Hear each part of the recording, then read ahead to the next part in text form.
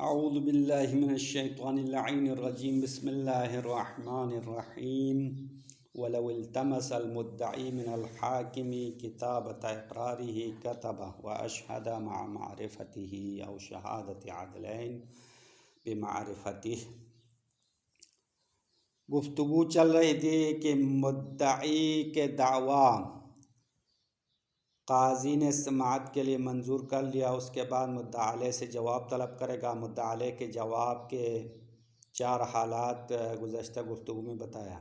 उनमें से पहली हालत इक़रार वाली हालत थी। अगर मुद्दा अलैह ने इक़रार कर लिया, मुक़िर के तमाम हुकूक़ अदा करने के लिए तैयार हो गया, तो इक़रार करने के शराइत मुक़िर के अंदर मौजूद हो तो उसके ख़िलाफ़ फ़ैसला सुनाना है। अब यहाँ से इसी इक़रार वाली सूरत का एक और मसला बताते हैं कि अगर मुद्दई हाकिम से मुतालबा करे कि मुद्दा अलैह का इक़रार लिख ले, तो काजी की ज़िम्मेदारी है वो लिखना पड़ेगा, या उसके इक़रार पर गवाह रखने का मुतालबा करे तो गवाह भी रखना होगा। अम्मा इसके लिए एक शर्त है, वो ये है कि काजी मुद्दा अलैह के नाम और नसब और उसके वालिद का नाम उसके ख़ानदान का नाम जानना चाहिए। मारिफत काजी शर्त है, काजी मुद्दा अलैह को पहचानता हो, या दो आदिल मुद्दा अलैह के पहचान के बारे में गवाही दे, या उस मुद्दा अलैह के इक़रार को उसके शक्ल ज़ाहिरी के खुसूसियात के साथ यानी उसके हुलिये के साथ लिखा जाएगा। लेकिन फ़कत इक़रार लिखना काफ़ी नहीं है। अगर काजी मुद्दा अलैह को नहीं जानता है या दो आदिल उसके मारिफत की गवाही नहीं देता, तो फ़कत मुद्दा अलैह का इक़रार लिखना सही नहीं है। क्यों सही नहीं है? क्योंकि यहाँ पे साजिश और धोखे का इस्तेमाल है। साजिश और धोखा कैसे कर सकता है कि दो बंदे आपस में मशवरा करके साजिश करके किसी और की गर्दन पर कोई चीज़ साबित करने के लिए फ़र्ज़ी नाम रख कर इक़रार कर सकते हैं। किस तरह? मिसाल के ज़रिए से आपको समझाने की कोशिश करूँगा। बतौर मिसाल, दो बंदे हैं ज़ैद और अमर। तो ज़ैद ने खालिद से कुछ चीज़ मुतालबा कर रहा है और खालिद इक़रार नहीं कर रहा।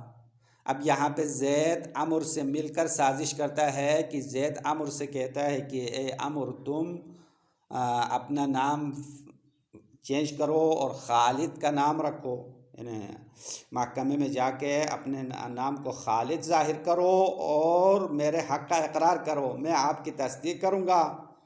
फिर इसका नतीजा ये होगा कि बाद में खालिद के ऊपर वो चीज़ साबित हो जाएगी, वह हालांकि खालिद ने तो इक़रार नहीं किया है।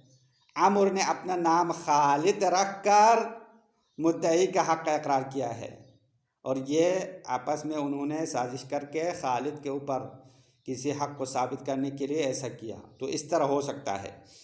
तो इसीलिए मुद्दा अलैह या मुक़िर के जो सिफ़ात है या उसके पहचान बतौर मुकम्मल होना चाहिए। काजी के पास उसकी मारिफत होनी चाहिए। अगर काजी को पता नहीं है तो उसके पहचान के लिए दो आदिल गवाह भी रखना है और इन तमाम शराइत के साथ उसका इक़रार महकमे में लिखना होगा। बस यहाँ तक इक़रार करने की सूरत में मुक़िर के ख़िलाफ़ हुक्म सादिर होगा और मुक़िर या मुद्दा अलैह की ज़िम्मेदारी है कि वो मुद्दई का हक़ अदा करे। अब काजी हुक्म दिया, मुद्दई से कहा कि अपना हक़ ले लो, मुद्दा अलैह से कहा तुम अपना हक़ अदा करो। फिर मुद्दा अलैह इक़रार के साथ एक और दावा पेश कर रहा है, वो ये है कि मुद्दा अलैह ने एसार का दावा किया। एसार यानी तंगदस्ती का। मुद्दा अलैह ने कहा ठीक है, मैं उसके हक़ का इक़रार करता हूँ, लेकिन मेरे पास देने के लिए कुछ नहीं है, मैं फ़कीर हूँ। अब मुद्दा अलैह के एसार का दावा कैसे कबूल किया जाएगा? तो कहते हैं कि तीन सूरतों में से किसी एक सूरत के साथ मुद्दा अलैह का जो एसार है वो माना जाएगा। वो 3 तरीक़े क्या है? पहला तरीक़ा ये है कि मुद्दा अलैह के तंगदस्ती और उसके फ़क्र पर 2 आदिल गवाही दे। अम्मा 2 आदिल, आम 2 आदिल होना काफ़ी नहीं है, बल्कि ऐसे 2 आदिल जो मुद्दा अलैह के बातिन अम्र, उसके घर के हालात, उसके अंदरूनी हालात से आगाह हो, और उन 2 आदिल गवाहों को पता हो कि ये बंदा बेचारा है और वो फ़क्र और फाक़े के हालत में ज़िंदगी कर रहा है, इतना उनको पता होना चाहिए। फिर गवाही दे दे तो 2 गवाहों की गवाही के साथ मुद्दा अलैह की तंगदस्ती और फ़क्र साबित हो जाएगा। और दूसरा तरीक़ा ये है कि मुद्दाई ख़ुद तस्दीक करे। मुद्दाई मुद्दा अलैह की तंगदस्ती को मान लिया, उसने कहा ठीक है, आप सही कह रहे हैं कि आपके पास देने के लिए कुछ नहीं है, आप फ़कीर हो, तो मुद्दा अलैह का एसार साबित हो जाएगा। तीसरा तरीक़ा ये है कि अगर मुद्दा अलैह ने एसार का दावा किया और मुद्दई का जो हक़ है वो गैर माल हो, हक़ गैर माली हो, यानी माल का दावा ना हो बल्कि गैर माल, किसी जिनायत का या किसी माल के तलफ़ करने का दावा है, तो मुद्दा अलैह की कसम के साथ एसार साबित होगा। यानी मुद्दा अलैह अपनी तंगदस्ती पर कसम खाएगा, फिर उसकी तंगदस्ती साबित हो जाएगी। अब यहाँ पे शहीद ने क़ैद लगा दिया है कि मुद्दा अलैह के कसम के ज़रिए से एसार साबित होने के लिए शर्त यह है कि वो माल ना हो, यानी दावा माली ना हो, बल्कि दावा गैर माली होना चाहिए, क्योंकि गैर दावा माली होने की सूरत में माल न होने का दावा उसके लिए काबिल कबूल नहीं है। मुद्दा अलैह ने माल तलब होने का दावा किया तो असल कानून ये है कि माल मौजूद होना है, इसीलिए दावा गैर माली में अगर मुद्दा अलैह अपने एसार पर कसम खाए तो उसकी तंगदस्ती साबित हो जाएगी। अब फ़र्ज़ करो तंगदस्ती मज़कूरा 3 तरीक़ों में से किसी एक के ज़रिए से साबित हो जाए तो क्या किया जाएगा?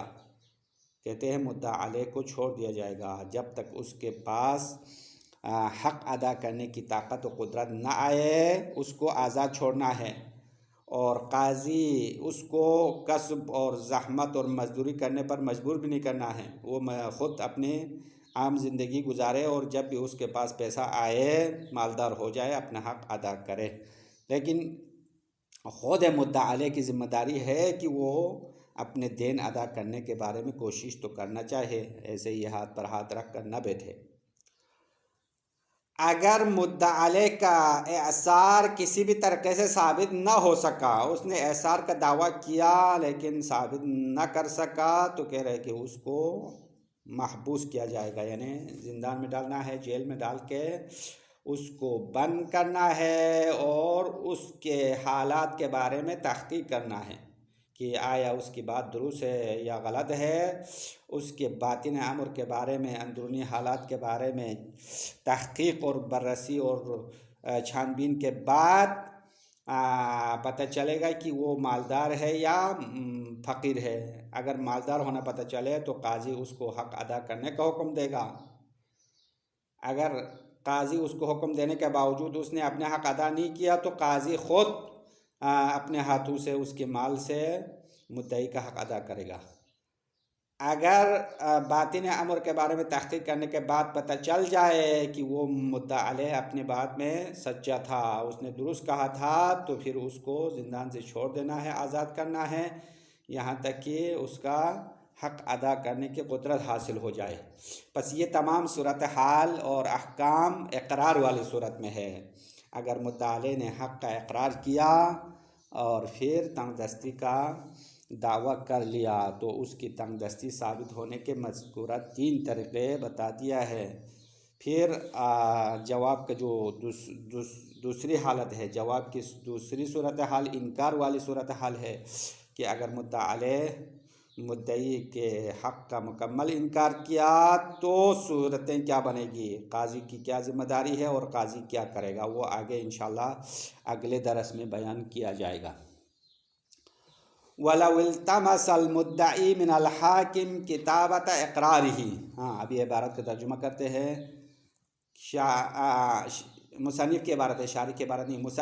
मुसन्निफ़ फरमाते हैं वलौ इल्तमसल मुद्दई मिनल हाकिम, अगर मुद्दाई हाकिम से मुतालबा करे, इल्तिमास करे मुद्दाले के इकरार के लिखने का, हाकिम से कहे कि आप उसके दावा को लिख ले, तो कतबा यानी हाकिम उसके मुद्दाले के इकरार को लिखेगा, व अशहदा और उसके इकरार पर गवाह रखेगा, मा मारिफतिही, अम्मा इकरार का लिखना हर सूरत में नहीं है, बल्कि काजी उस मुद्दाले को जानता हो, उसके जानने के साथ लिखना सही है, उसके नाम और उसके ख़ानदान, उसके निस्बत के बारे में जानता हो। औ शहादत अदलैनी बिमारिफतिही, या अगर काजी ख़ुद नहीं जानता है तो दो आदिल उसकी पहचान के बारे में गवाही दे, यानी दो आदिल का है, हमें पता है कि ये बंदा वही बंदा है जिसका नाम ज़ाहिर किया है और उसका असली नाम यही है, उसके वालिद का नाम ये है, तो खुलासा उसको पहचानते हो। औ इक्तिनाइही बिहुलियतिही, या काजी उसके ज़ाहिरी शक्ल पर गुजारा करेगा, यानी काजी उसके नाम और निस्बत के बारे में तो नहीं जानता, लेकिन इकरार जब महकमे में लिखते हैं तो उसकी ज़ाहिरी शक्ल भी लिखो। मसलन वो छोटा कद वाला बंदा है, इसका कलर जो है काला है, उसके बाल की शक्ल ये है, हाँ ये बदसूरत है या खूबसूरत है, बहरहाल उसकी जो ज़ाहिरी शक्ल है वो इकरार के साथ लिखना है। ला बिमुजर्रदी इकरारिही व इन सादक़हुल मुद्दई, ला यानी ला युक्तबु, उसके इकरार नहीं लिखा जाएगा, फ़कत उसके इकरार करने से, फ़कत इकरार करने से उसके इकरार लिखना सही नहीं है। व इन सादक़हुल मुद्दई, अगरचि मुद्दई ने उसकी तस्दीक की, ये क्यों नहीं हो सकता? वजह यह है हज़रन मिन तवातुइहिमा अला नसबिन लिगैरिहिमा, हज़रन यानी बचते हुए, बचाते हुए, अपने आप को बचाते हुए, मिन तवातुइहिमा की ये दोनों मुद्दाई और मुद्दा अलैह दोनों साजिश करने से, अला निसबिल लिगैरिहिमा, नहीं निसब नहीं नसब, अला नसबिल लिगैरिहिमा, ऐसी निस्बत पर दोनों ने साजिश की जो उनके अपने निस्बत नहीं है। अभी हमने मिसाल खुलासे में दिया था, फ़र्ज़ करो ज़ैद और अमर ने आपस में मिलकर साजिश कर लिया और खालिद की गर्दन पर कोई चीज़ साबित करने के लिए अमर ने, जो कि मुद्दा अलैह है, फ़र्जी है, उसने फ़र्जी तौर पर अपना नाम खालिद रखा और मुद्दई के लिए इकरार किया, तो नतीजा ये होगा कि असल में खालिद के ऊपर कोई चीज़ साबित होगी, क्योंकि उस अमर ने अपने आप को खालिद के तौर पर ज़ाहिर किया, तो ये तो खालिद के ऊपर जुल्म हो जाएगा, क्योंकि खालिद ने इकरार नहीं किया। अमर ने अपने आप को खालिद नाम रख कर, यानी फ़र्जी नाम खालिद रख कर काजी के सामने इकरार किया, और ज़ैद ने अमर की तस्दीक की, क्योंकि ये दोनों आपस में पहले से मिले हुए हैं। तो इस मुश्किल से बचने के लिए काजी उस मुद्दा अलैह को पहचानना ज़रूरी है, पहले से उसको पहचान है, या दो आदिल उसकी पहचान के बारे में गवाही दे दे। हज़रन मिन तवातुहिमा अला नसबिन लिगैरिहिमा, इन दोनों के अपने निस्बत के अलावा किसी और निस्बत पर साजिश करने से बचने के लिए, लियल्ज़िमा फिन नसब मा ला यस्तहिक़ अलैहि, ताकि ये दोनों साहिब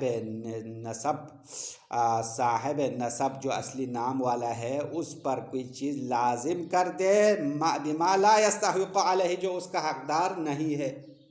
अभी हमारी मिसाल में खालिद के ऊपर कोई चीज़ लाजिम करना चाहते हैं, दर हालांकि खालिद ने इकरार नहीं किया, वो उस हक़ को अदा करने के ज़िम्मेदार नहीं है, और अमर ने अपने आप को खालिद का नाम रख कर महकमे में इकरार किया है।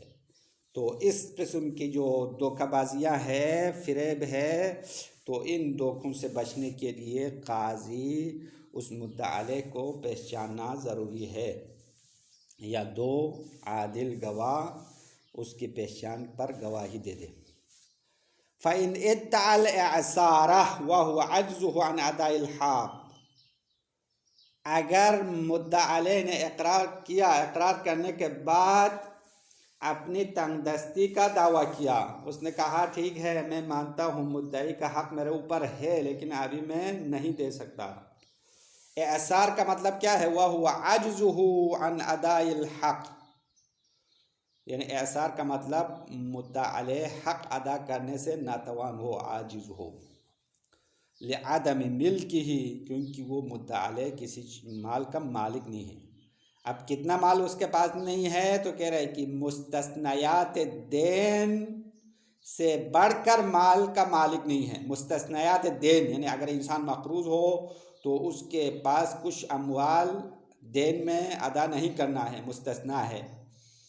उसके अलावा अगर माल हो तो अपना देन अदा करना है। तो यहाँ पे भी यही है कि अगर मुद्दई का हक़ का इक़रार किया है तो मुस्तस्नायात देन के अलावा माल का वो मालिक नहीं है। मुस्तस्नायात देन क्या है? एक तो उसके बदन के कपड़े हैं, दूसरा उसका घर है, तीसरा उसकी सवारी है। सवारी यानी अगर पुराने ज़माने में हो घोड़ा गधा और आजकल गाड़ी मोटर वगैरह, या और उसका खादिम, और उसके एक दिन और एक रात अपने और अपने वाजिब नफ़क़ा के अखराजात खर्चा। तो ये देन के मुस्तस्नायात है, ये चीज़ें हैं। अमा इसके अलावा उसके पास माल नहीं है, तो अगर ये चीज़ें हैं तो इनको फ़रोख्त करके देन अदा करना ज़रूरी नहीं है, देन में मुस्तस्ना है। इसी तरह यहाँ मुद्दई के हक़ अदा करने के लिए भी मज़कूरा चीज़ों को फ़रोख्त करना ज़रूरी नहीं है। लिआदम मिल्क ही, क्योंकि वो मालिक नहीं है। लिमा ज़ाद अन दारिही, यानी ऐसी चीज़ का मालिक नहीं है जो अपने घर से ज़्यादा हो, यानी घर तो है। वसियाबिही, और उसके कपड़े हैं, अल्लाइक़त बिहालिही, अब ये घर और कपड़ा उसके हालत के लायक हो, यानी उसकी शान के मुताबिक हो। व दाब्बतिही व खादिमिही कज़ालिक, और इसी तरह उसके सवार होने का जो हैवान है, सवारी है, और उसके खादिम है, नौकर है। कज़ालिक, इसी तरह का मतलब है ना अल्लाइक़त बिहालिही, उसके अपने हालत के मुनासिब और उसकी शान के मुताबिक होना चाहिए, उससे ज़्यादा और कम न हो। वक़ूत यौमिन व लैलतिन लहू व लिअयालिही अलवाजिब नफ़क़ा, और उसके एक दिन और एक रात का ख़र्चा है, उससे ज़्यादा नहीं है। उसका ख़र्चा अपने लिए और अपने वाजिब नफ़क़ा अहले खाने के लिए ख़र्चा मौजूद है, और उससे बढ़कर उसके पास माल नहीं है। तो ऐसी सूरत में एअसार सिद्क़ आएगा। अब एअसार साबित कैसे होगा? वह सबत सिद्क़ुहु फ़ीही, एअसार के दावा में सच्चा होना साबित होगा तीन तरीक़ों में से किसी एक तरीक़े से। वो क्या है? पहला तरीक़ा बिबय्यिनतिन मुत्तलिअतिन अला बातिन अमरिही, यानी वसबत सिद्क़ुहु, मुद्दई की सच्चाई साबित होगा, फ़ीही यानी इस दावा में किस तरीक़े से साबित होगा? बिबय्यिनतिन यानी गवाहों से, दो आदिल गवाह से, और दो आदिल की गवाह उसकी सिफत यह है कि मुत्तलिअतिन अला बातिन अमरिही, उस मुद्दा अलैह के उमूर बातिनी के बारे में आगाह हो, जानते हो। मुराक़िबतिन लहू फ़ी खलवातिही, और वो बैना उस मुद्दा अलैह के खलवत यानी उसकी जो तन्हाई की ज़िंदगी से आगाह हो। वाजिदतिन सब्रहु अला मा ला यस्बिरुहु अलैहि वाजिदुल माल आदतन, और बैना को ये भी पता हो, बैना को पता हो कि वो ऐसी बातों पर सब्र करता है जिस पर माल वाला सब्र नहीं करते हैं। बतौर मिसाल वो खाने पीने में मामूली चीज़ें खाते हैं, हालांकि जिनके जेब में पैसा है वो बिरयानी खाते हैं, गोश्त खाते हैं, लेकिन वो बेचारा दाल पर गुजारा करने वाला है। वाजिदतिन सब्रहु, उसके सब्र को पाने वाले हैं, अला मा ला यस्बिरुहु अलैहि वाजिदुल माल, जिस पर माल वाला सब्र नहीं करता, आदतन यानी आमतौर पर। हत्ता ज़हरा लहा क़राइनुल फ़क़्रि व मख़ाइलुल इज़ाक़ती, यहाँ तक कि उस बैना के लिए ये बात वाज़ेह हो चुकी है कि उसके ऊपर फ़क़्र के अलामतें ज़ाहिर हो गई, व मख़ाइलुल इज़ाक़ा, और तंगी के आसार ज़ाहिर हो गए। मख़ाइल मना आसार। मआ शहादतिहा अला नहव ज़ालिक, साथ इसके कि बैना गवाही देना चाहिए ऐसी बातों पर, यानी ये बैना आगाह होना फ़कत काफ़ी नहीं है, बल्कि महकमे में गवाही दे दे अला ज़ालिक, इसकी तंगदस्ती पर, बिमा यतज़म्मनुल इस्बात ला अला नफ़ी सिर्फ़ी। अब गवाही देने का तरीक़ा भी बता रहे हैं कि गवाही इस तरीके से देना है जो मुतज़म्मिन इस्बात हो, यानी किसी बात को साबित करने वाला गवाही हो। ला अला नफ़ी सिर्फ़, फ़कत नफ़ी पर, सिर्फ और सिर्फ नफ़ी पर गवाही देना काफ़ी नहीं है। मतलब मनफी पर गवाही काबिल कबूल नहीं है, बल्कि उस मनफी के साथ मुस्बत जुमला भी मौजूद होना चाहिए। बतौर मिसाल वो बैना गवाही दे इसके पास माल नहीं है, नहीं है ये तो नफ़ी है, नहीं है कह कर गवाही देना काफ़ी नहीं होगा, बल्कि माल नहीं है इस वजह से वो बेचारा है, उसके बदन पर कपड़े नहीं है, हाँ फटे पुराने कपड़े पहने हुए है, और ये सब्र करने वाला है। अब देखो वाला है तो ये जो मुस्बत जुमला है, बस गवाही में दो जुमले लाए, एक तो नफ़ी पर, दूसरा मुस्बत पर। अगर फ़कत नफ़ी वाला जुमला लाए यानी माल नहीं है कहकर खामोश हो जाए तो गवाही काबिल कबूल नहीं है। हाँ ये बात ख़त्म हो गई। ये पहला तरीका हो गया एसार साबित होने का, दो आदिल गवाही दे दे कि वो तंगदस्त से बेचारा है। दूसरा तरीका औ बितस्दीक खस्मिही लहू अलल एसार। हाँ दूसरा तरीका ये है कि खस्म यानी उसका मद्दे मुकाबिल मुद्दई मुद्दा अलैह के एसार पर मोहर तस्दीक लगा दिया, मान लिया, मुद्दई ने कहा ठीक है आप सही कह रहे, औ बितस्दीक खस्मिही यानी मुद्दा अलैह के खस्म ने तायीद किया, लहू यानी लहू, लहू की ज़मीर मुद्दा अलैह की तस्दीक किया, अलल एसार तंगदस्त होने पर, तंगदस्त होने की तस्दीक कर ली। ये दो हो गया। तीसरा तरीका औ कान अस्लु दावा बिगैर मालिन व हलफ अलल एसार। हाँ ये मुसन्निफ की इबारत से मरबूत है, फिर दरमियान में शहीद सानी ने ज़्यादा वजाहत की है। या असल दावा माल के अलावा हो, दावाई माली न हो, बल जिनायतन औजबत मालन, बल्कि दावा जिनायत हो। मिसाल के तौर पर मुद्दाई ने मुद्दाले पर दावा दायर किया है कि उसने मुझे मारा है, उसके ऊपर दियत है, या उसने मेरे ग़ुलाम को मारा है, तो मारना जिनायत है और जिनायत के पीछे दिया लाजिम होगा। औ इतिलाफ़न, या जिनायत नहीं है बल्कि इतिलाफ़ का दावा है।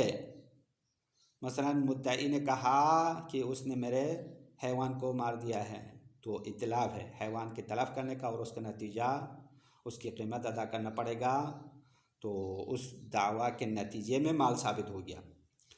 तो दावा माल न हो तो फ़इन्नहु हिनइज़िन युक़बलु क़ौलुहु फ़ीही, तो उस सूरत में इस एसार में मुद्दा अलैह का कौल कबूल किया जाएगा। अम्मा कबूल करना कसम के साथ, हाँ वह हलफ़ा, नीचे शहीद अव्वल के बारे में आया है, वो अपने एसार पर कसम दिखाएगा। क्यों? ले असालत अदमिल माल, क्योंकि असल माल ना होना है, असल आदमी है, बस मुद्दा अलैह की बात असल के मुवाफिक है, ये मुनकिर शुमार होगा।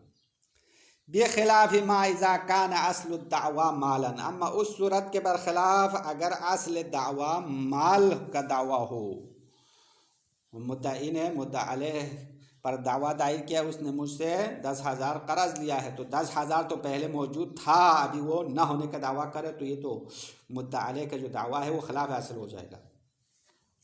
फ़इन्न असालत बक़ाइही यम्तनिउ मिन क़बूल क़ौलिही, या तम्तनिउ, दोनों सही है, तम्तनिउ लिखा हुआ है, दुरुस्त है।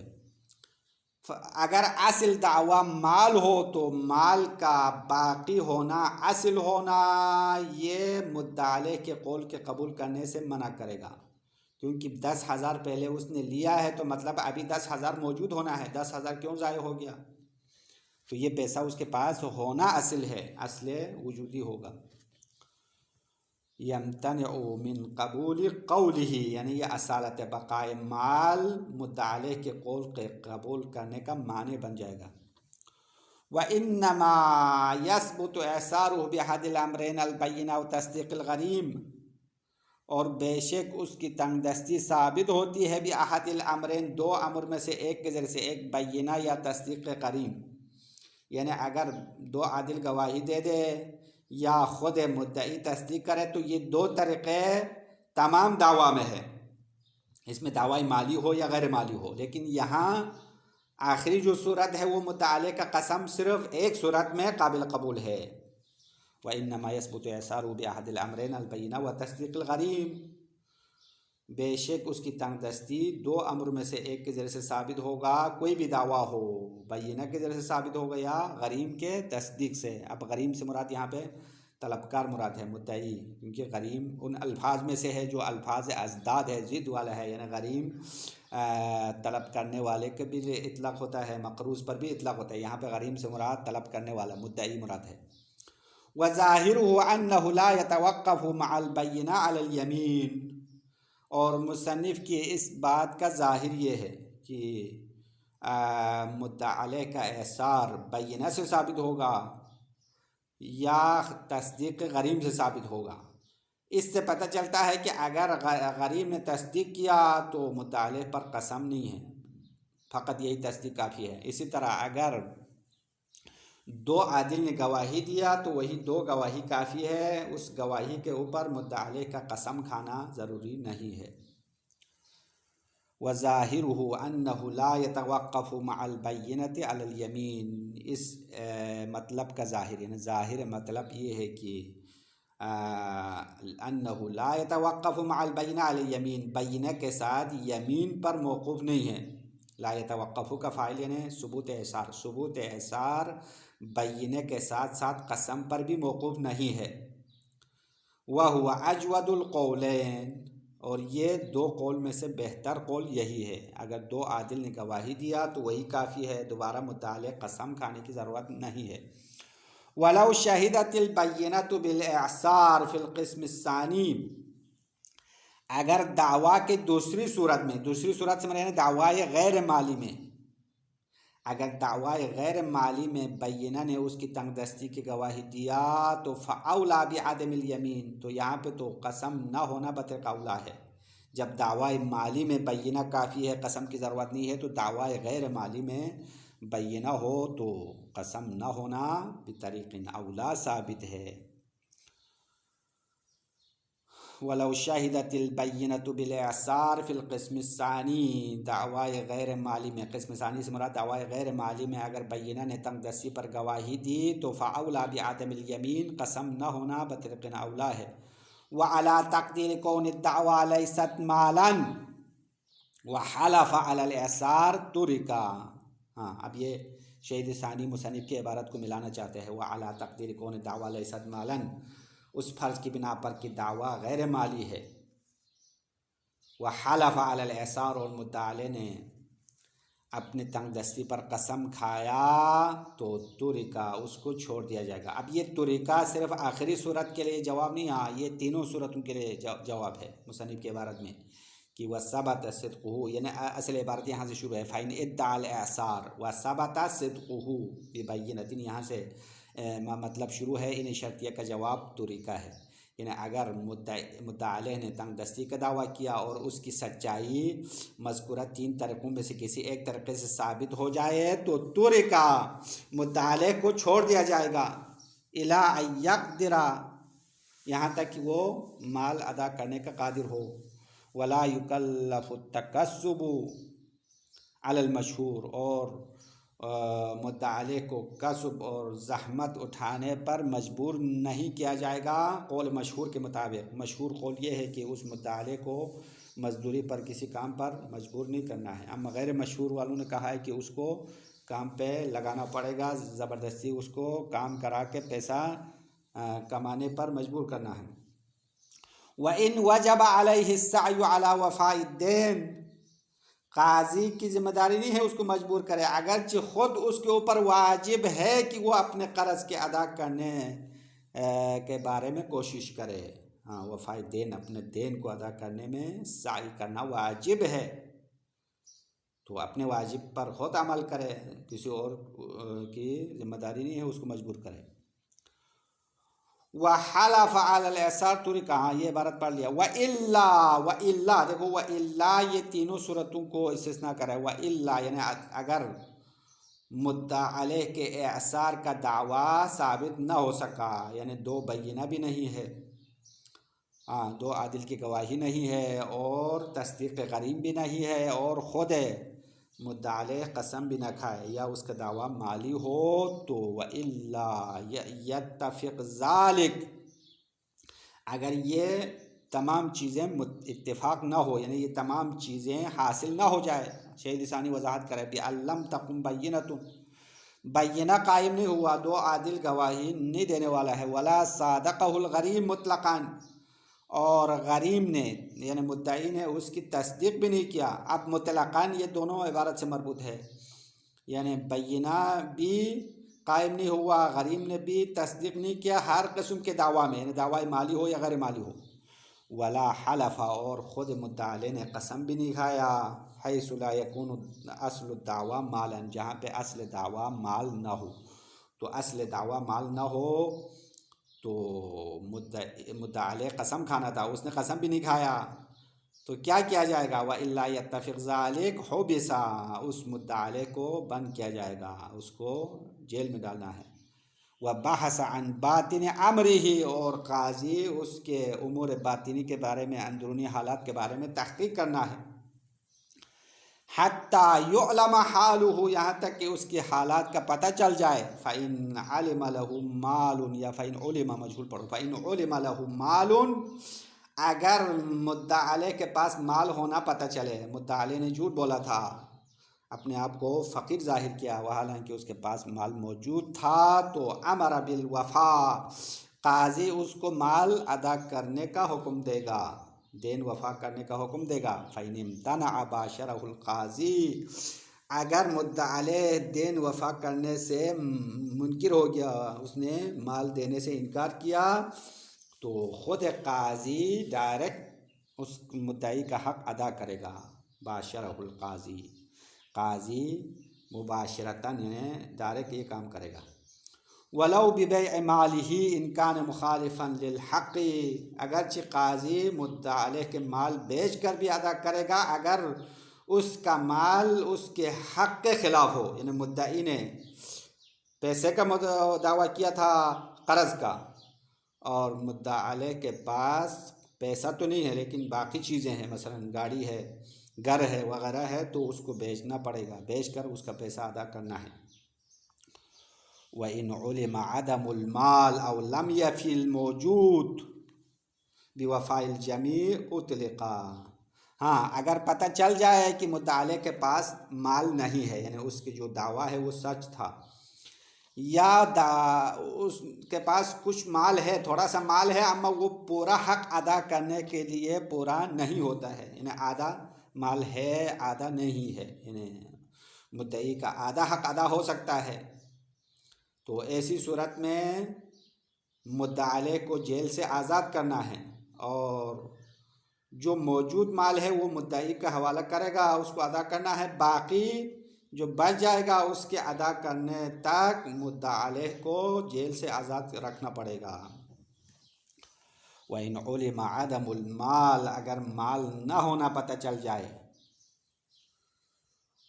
औ लम यफिल मौजूद बिवफ़ाइल जमी, या मौजूदा माल तमाम हक़ के पूरा करने के लिए पूरा काफ़ी नहीं होता है, तो उतलिका यानी मुद्दा अलैह को छोड़ दिया जाएगा, उसको जेल से रिहा करना है। बाद सरफिल मौजूद, मौजूदा माल हक़ के अदा करने में सर्फ करने के बाद, यानी काजी जितना माल मुद्दा अलैह के पास है वो मुद्दई को दे दो, बाकी जो बच गया है उसके पूरा करने तक मुद्दा अलैह को जेल में डालना सही नहीं है, बल्कि उसको आज़ाद करना है।